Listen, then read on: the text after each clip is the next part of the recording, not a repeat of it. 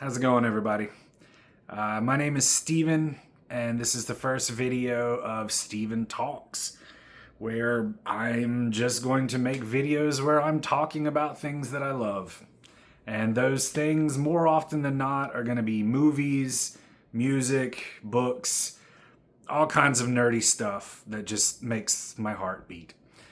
So this is going to be the first video. My apologies if it's a little rough, not polished, but that's cool because this is the first one. So I thought that I would start this all off by doing a video about what it was like growing up being a Nirvana fan and being there when that whole boom happened. They hit when I was in middle school. So one morning when I was in like 6th or 7th grade, my parents both worked out of town, and I had to get up super early every morning to get ready, and they would take me to school and it was so early that the buses weren't even running. Like, I would have to sit outside of the school and wait for the janitor to let me in. So my morning routine was I would get up, I would get ready, and I would go downstairs and watch MTV because, I was a child of the 80s and a teen of the 90s. So I was raised on MTV. I was obsessed with it.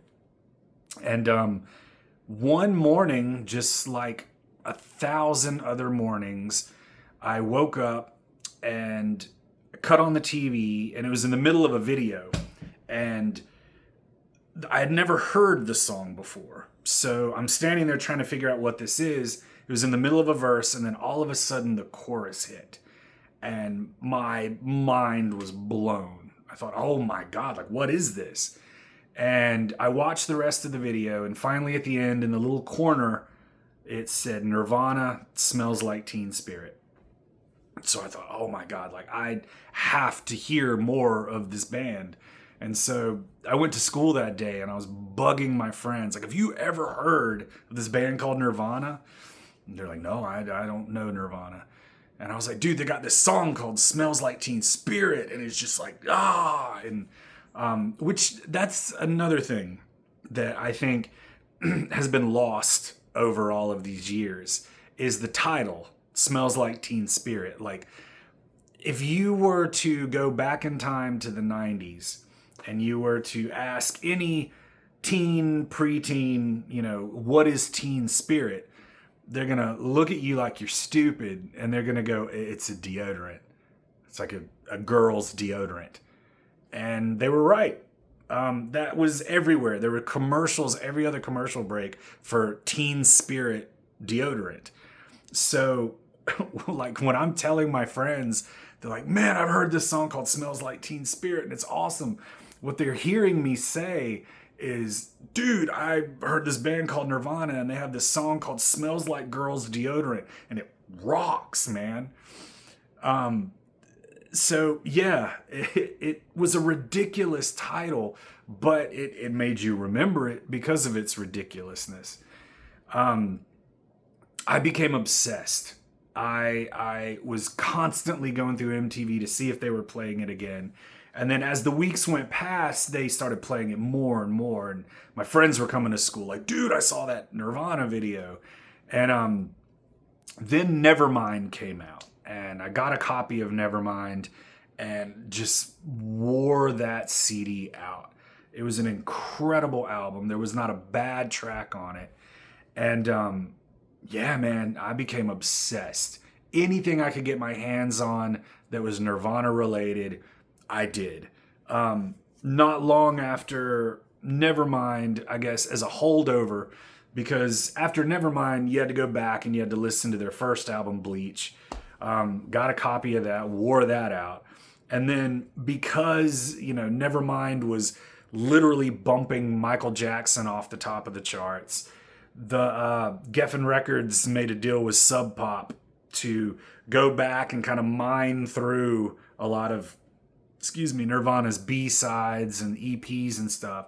And they released this album called Incesticide, which was really just a holdover because of all the demand for new Nirvana stuff. And so I got Incesticide, wore the hell out of that. And I remember when they finally released In Utero, their second album, their second full length, like, I'm tripping over my words. This is why this is going to be a little bit of a rough video, but their second major label album, In Utero, when that came out, by then I think I was a freshman in high school, and I skipped school that morning. I was right there at the music store in my local mall. I got my copy of In Utero, ended up going to school late because of like an appointment. And I remember just having it in my backpack all day. And throughout the day, I would pull it out and be like, what is this going to sound like? I was obsessed. And of course, got home, played the hell out of it. I remember when the Unplugged show came about, which at first I thought that was just a joke because, you know, at the time that was a big thing for MTV to do, was to have these unplugged concerts where bands would, you know, get some acoustic guitars, play the drums with brushes and stuff, and just do very quiet sets of their stuff. And when they announced that Nirvana was going to do it, it was like, how is that going to work? Because Nirvana was known for being loud, and I mean, they, you know, feedback and distortion was very much a part of their sound. And so I wasn't really sure how they were going to pull it off, but when it became a reality, I thought, all right, well, I'm still going to watch it. And the night it came on, I was ready. I had the blank VHS tape ready to go, hit record, and watched it the night that it premiered. And again, I was absolutely blown away by what I saw. The thing that's incredible about the Unplugged show is that all of these songs that you were used to hearing, you know, the loud songs, the crazy songs, when you stripped all that noise away, they were eerily beautiful songs. And the Unplugged show helped you to really zero in on what was going on in those songs. And so it was incredible. And of course, because they had the Meat Puppets as guests on the show, I had to take a deep dive into the Meat Puppets and discover their stuff. And to me, it all culminates to the very last song when Kurt decides that they're going to do a cover of Lead Belly's "Where Did You Sleep Last Night?" And man, you're talking about a haunting track. Like the whole show, Kurt had been, you know, kind of subdued with his singing. And then that last chorus, he just lets that scream out. You know, my girl, my girl. And it still gives me goosebumps when I hear it or I watch the Unplugged show. And like all of this is just really, it's maintaining my love for the band. Everything they released, I just thought, man, like they just can't do any wrong, you know? And I was aware of the stuff that was going on as far as the stories you were hearing. Kurt being an addict, the stuff that he was going through when he and Courtney had their baby Francis. I was aware of these things, but I think I was too young to even really judge it, you know. I just thought, well, we've all got our problems, you know, we're all not perfect people. But clear as a bell, I remember I had gone on a trip and I came home from the trip and I was standing in the kitchen talking to my mother and telling her all about the trip. And she goes, oh, by the way, that guy that's in that band that you like died. And I'm like, well, who? She said, well, I don't know, Steven. I don't know the names of these guys in your bands, but I saw in the news that he died. And so I thought, all right, well, if anyone is going to know what she's talking about, it's going to be the reliable Kurt Loder from MTV. There we go again, man. Because I mean, this was pre-internet. This was, I couldn't just jump on my phone and look up what she was talking about. So I cut on MTV, and sure enough, there was Kurt Loder sitting at the MTV news desk saying that the body of Nirvana frontman Kurt Cobain has been found in his Seattle home, dead of an apparent self-inflicted gunshot wound. And I didn't believe it. I sat there, I was like, no, this isn't, there's no way that this is real. Like, someone has made a huge mistake. And I remember as the day progressed, they constantly had him making the announcement. They played the Unplugged show just over and over again. Then they would kind of go through all their videos and then play the Unplugged show again. And as the day went on, it became clear that it was true. You know, Kurt was gone. And my first real thought once I accepted it was like, we're never going to get another Nirvana album. Like, there's never going to be any more new Nirvana music. Like, this is what we have, is what's out there right now.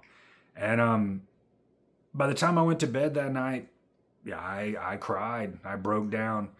I really had become just enamored with the band. And of course, through that, you become enamored with Kurt and Chris and Dave. And I was heartbroken, man. I was really heartbroken.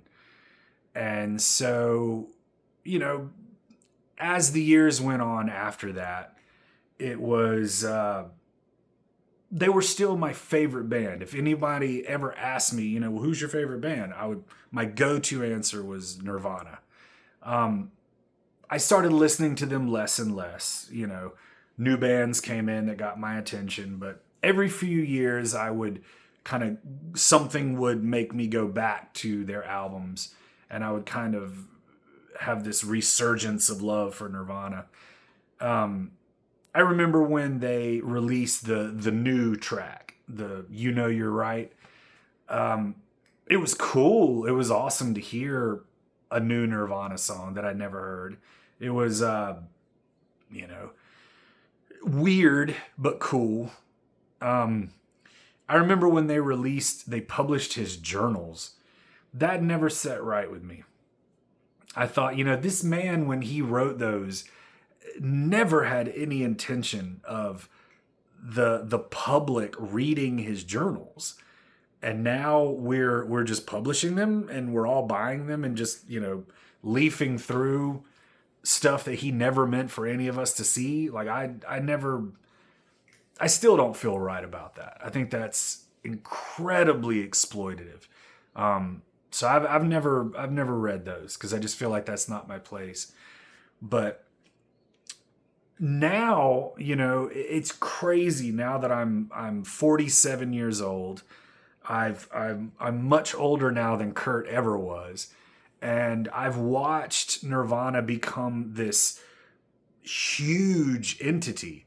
You know, when I go pick my kids up from school, there's little kids running around in Nirvana shirts. And I think that's awesome. You know, like when I get on Reddit and I've joined the subreddit of Nirvana, every day I'm seeing posts from young people who have discovered Nirvana. Like, oh my God, have you really listened to Nevermind? Or have you listened to Bleach? You know, and I think that it's amazing that they're discovering this music. I know that feeling of discovering new music, and it's just, you can't replace that feeling of joy that comes from that. So I'm glad that everybody's discovering it. And yeah, it made me want to do this video to talk about what it was like experiencing that boom that Nirvana created, where suddenly, you know, you started hearing the word alternative, and, you know, very quickly you've got Pearl Jam, Soundgarden, Stone Temple Pilots, blah, blah, blah, blah, blah, blah, you know, a million other bands that became huge at that time. I still listen to 90s, that section of 90s music all the time. It brings back a lot of great memories, and it just kicks ass. It's awesome music. So thank you for listening to me talk about this. come visit me again and we'll talk about something else. See you later.